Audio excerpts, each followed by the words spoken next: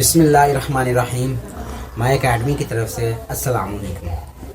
جی students, کیسے ہیں آپ سب لوگ؟ امید کرتا ہوں کہ آپ سب ٹھیک ٹھاک ہوں گے اور اللہ تعالیٰ کی حفظ و ایمان میں ہوں گے. اچھا ڈیئر اسٹوڈنٹس، آج جو میں آپ کو بات بتانے لگا ہوں وہ بہت امپورٹنٹ ہے اور آپ نے اچھے طریقے سے اس کو ذہن نشین کر لینا ہے اور ایگزام اس کے اوپر ضرور عمل کرنا ہے. اس کو استعمال کرتے ہوئے آپ امتحانات میں 500 سے زیادہ نمبر لے سکتے ہیں. ویڈیوز میں آگے بڑھنے سے پہلے آپ سے ریکویسٹ ہے کہ میرے چینل کو سبسکرائب کر دیں، لائک کر دیں، شیئر کر دیں اور بیل آئیکن پر کلک کر دیں تاکہ میری ہر آنے والی ویڈیو آپ تک پہنچتی رہے. تو ہم اپنے بات کی طرف بڑھتے ہیں.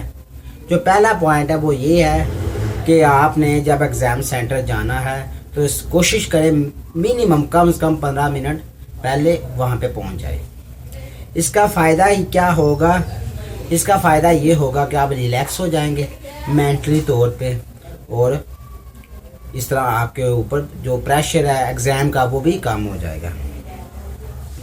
دوسری بات جو بہت اہم ہے وہ یہ ہے کہ جب آپ کے پاس آنسر شیٹ آئے تو آپ کوشش کریں کہ سب سے پہلے آنسر شیٹ کے پیج آگے پیچھے کر کے سارے دیکھ لیں، کیونکہ بعض اوقات ایسا ہوتا ہے جو پیج ہوتے ہیں وہ مسنگ ہوتے ہیں یا مس پرنٹ ہوتے ہیں یا پھر وہ کہیں سے پھٹے ہوتے ہیں. تو اس کا یہ فائدہ ہوگا اگر ایسا کوئی نکلتا ہے تو آپ اس کو واپس کر کے نئی شیٹ لے سکتے ہیں. لیکن اگر آپ نے نہیں دیکھا تو پھر وہ واپس آپ نے نام اپنا لکھ لیا ہوگا، رول نمبر وغیرہ سارا کچھ لکھ لیا ہوگا تو وہ پھر واپس نہیں ہوں گے.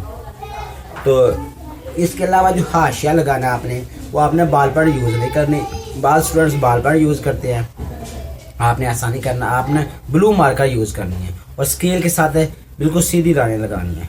تیسری بات یہ کہ جب آپ کے پاس کویشچن پیپر آ جائے، سوال نامہ، تو آپ نے اس کو سارے پیپر کو دھیان سے پڑھنا ہے اور اس کا یہ فائدہ ہوگا کہ کتاب سے ہٹ کے جو سوال ہوں گے ان کے اوپر آپ کا فوکس ہو جائے گا اور جو آپ کو سوال نہیں آتے ہوں گے وہ بھی آنا شروع ہو جائیں گے. ٹھیک ہے. اس کے بعد جب آپ نے سوال لکھنے شروع کرنے ہیں تو اوپر آپ لکھیں جز نمبر 1. اگر جز 1 کرنے لگیں تو جز 1 لکھیں، اگر جز 2 کرنا ہے تو جز 2 کریں، اگر 3 کرنا ہے تو 3 لکھیں. تو جو سوال لکھیں اسی کا نمبر لکھیں اور اتنا سوال لکھیں جتنا آپ سے پوچھا گیا ہو. یہ نہ ہو کہ آپ میکسیمم لکھتے جائیں اور اس کا نقصان یہ ہو کہ ٹائم ختم ہو جائے اور سوال پورے ہونا.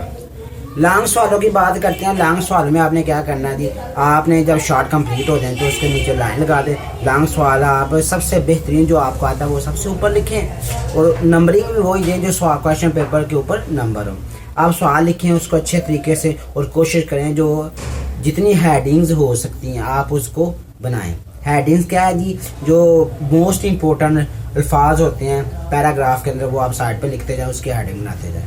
اس کا فائدہ یہ ہوگا جب ایگزامینر آپ کے پیپر چیک کرے گا تو وہ ہیڈنگ کو دیکھ اس کو پتہ چل جائے گا کہ یہ بچہ کیسا ہے، اس کو کتنا نالج آتا ہے، کتنا اس نے لکھا ہے، اچھا لکھا ہے، برا لکھا ہے. تو وہ سارا نہیں پڑے گا اور آپ کو اچھے نمبر مل جائیں گے. اور جب آپ کا پیپر ختم ہو جائے تو آپ نیچے لائن لگا دیں اور دی اینڈ یہ وہ ایسی کوئی بات نہ لکھیں. ٹھیک ہے. باقی جو پیج بچ جائیں ان کے اوپر کراس لگا دیں. پیپر حل کرنے کے بعد آپ نے ایک دفعہ ریڈ آؤٹ کرنا سارا پیپر. اگر ریڈ آؤٹ کرنے کے بعد آپ کو کوئی غلطیاں نظر آتی ہیں تو اس کو کریکشن کوئی نہیں کرنی، کیونکہ آپ کریکشن کریں گے وہ ساری جو پریزنٹیشن ہے نا وہ غلط ہو جائے گی آپ کی. ٹھیک ہے. تو امید کرتا ہوں کہ آپ کو میری یہ ویڈیو پسند آئی ہوگی. اللہ تعالیٰ آپ کا حامی و مددگار ہو. اللہ حافظ.